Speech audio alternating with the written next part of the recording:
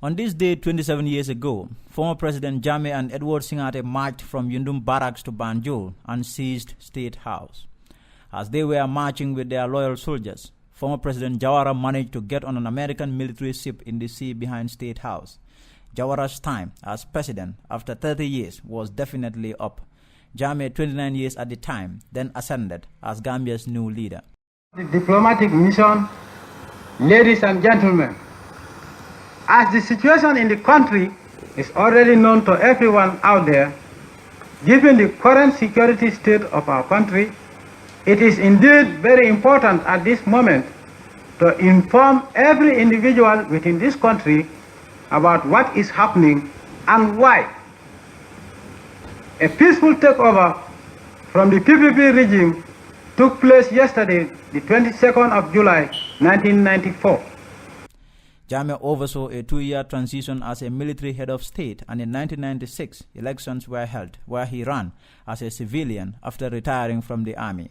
He won that election and then went on to win 3 other elections in 2001, 2006, and 2011. While Jammeh had done well in terms of infrastructural development and other developments such as the University of the Gambia and GRTS TV, the man had also committed some terrible things. He doesn't have the best human rights record, and the TRRC has confirmed there are over 200 murders which occurred during his 22 years rule. Soldiers from his so-called death squad have explained to the TRRC how they took orders from him and executed both citizens and non-citizens. He went up in the bush, up to a certain stage he stopped. And he come down, Sanamanjam came down, bring out a rope, give it to us, me and Jeng, that we should tie it at the neck of Aruna and fall him down. And we tied the rope at the neck, but at that time, I was not informed that this was the mission, that Aruna, we are getting Aruna killed. He didn't tell us. So we take the rope, we round it Aruna's neck. Jeng. You thought that was for sport? No, I didn't. I thought that was, maybe they were threatening him. So I took the one side of the rope. Jeng took one side of the rope. And how was the knot tied? Was it tied to strangle? The knots. The rope? No, it was not. It was just a long rope like this. And we rounded the neck, the other one cut the other half, the other one cut the other half. There was not anything like knot. And what happened next? And Sanamanjan told us to fall him down. We fall him down. He asked us to pull the rope. We pulled. Then he was just sitting on top of the car. He jumped from that place and stamped at the neck of Aruna. And he died. In 2016, Jammeh decided to seek re-election. It was going to be the 5th time. And while casting his vote, Jammeh looked confident, smiling all the time. Left or right? Left.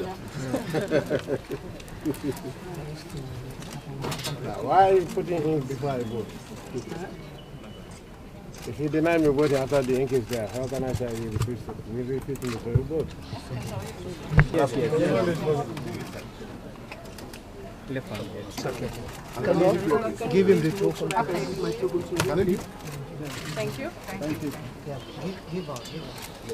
But Jammeh dramatically lost the election to Adama Barrow, his main challenger, and silence fell on State House as the Electoral Commission Chairman Aliu Momar Njai said this. Having received 263,515 votes of the total votes cast in the election, I hereby declare Adama Barrow duly elected to serve as President of the Republic of the Gambia. Jammeh initially called President-elect Barrow and congratulated him. A week later, he went on state TV GRTS and said he was annulling the election because he was cheated. I hereby announce to you Gambians my total rejection of the electoral results and thereby annulling the elections in its entirety, and until we go back. A bitter political impasse erupted, but it ended in January 2017 with Jammeh leaving the country as ECOWAS troops entered the country seeking to remove him from power. Jammeh's rule will be remembered for him wanting to rule for 1 billion years, only for that to end prematurely in 2016. Jammeh would have been in power today if fate had treated him kindly. He is now living in exile in Equatorial Guinea.